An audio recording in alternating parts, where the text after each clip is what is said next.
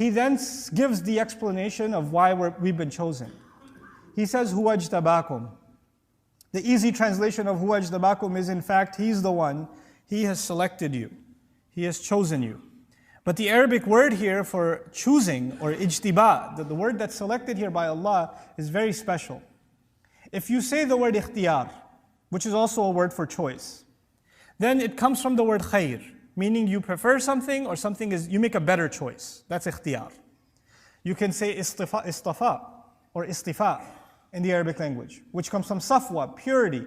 When you make a choice, you don't have to explain to anybody else why you made that choice. For example, when you go shopping and you buy like a blue shirt, you don't owe somebody a scientific explanation, why did you pick the blue shirt, why didn't you get the white shirt? That's istifa, it's purely your choice. There's no rationale necessary. But when you say ijtiba, which is the word Allah chose here, when He described that He chose you and me to be Muslim, that word actually comes from jabu. Jabu in Arabic, in Old Arabic, actually the verb used to be used for tax collection. Back in the day, the people who made enough money owed taxes.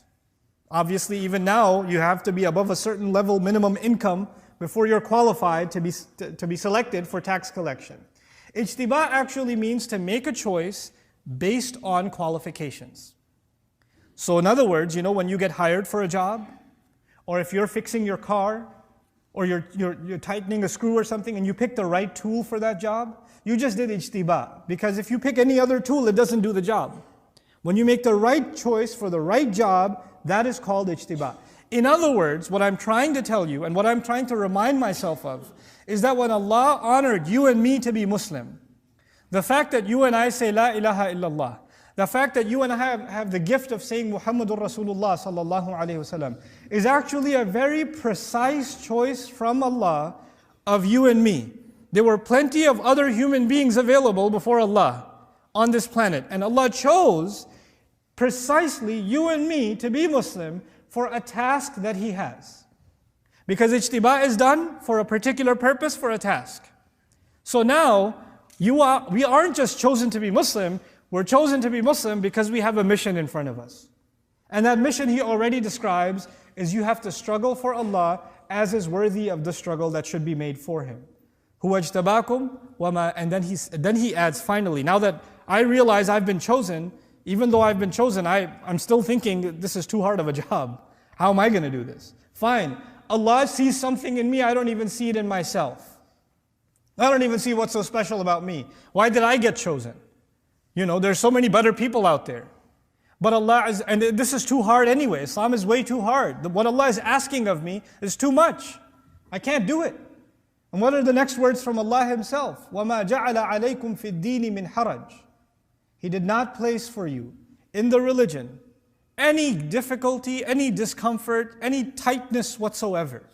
In other words, this is Allah Himself telling you, relax, I'll make it easy. Don't you worry about that. You're the right man for the job. You're the right woman for the job. You were the one chosen for this time, this day, and this age.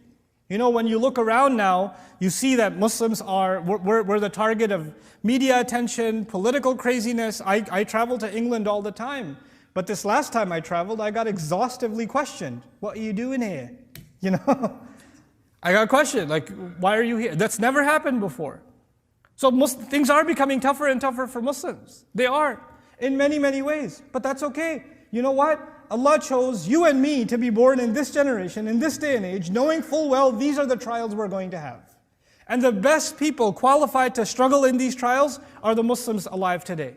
That's the choice of Allah. That's why you and I are taking a breath right now. If we didn't have a purpose for us, because He only creates for purpose. خَلَقَ السَّمَاوَاتِ وَالْأَرْضَ بِالْحَقِّ وَصَوَّرَكُمْ. He created the skies and the earth with precise purpose and molded you. So He molded you and me and put us in this position because we have a purpose to serve. And then even though that's a challenging purpose, Allah Himself gives the orientation and says, I'm not going to make it any hard for you. It's not going to be difficult at all. I'll take you back to the analogy I gave you in the beginning. There's that job interview, and the guy gave you an impossible job description, and you're sitting there thinking, there's no way I'll get hired. And then he hires you. And your first thought is, I'm not qualified. And he says, relax, I know what I'm doing. I've been hiring for a long time. I see something in you. Even if you don't think you know, you'll learn pretty quickly.